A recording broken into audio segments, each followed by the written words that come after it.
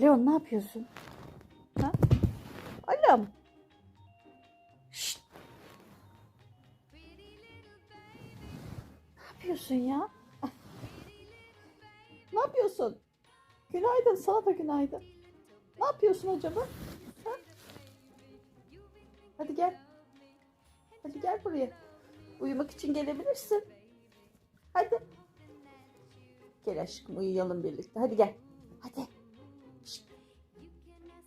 Kalkamam ben. Oyun oynayamayız şu anda. Uykum var. Hadi gel.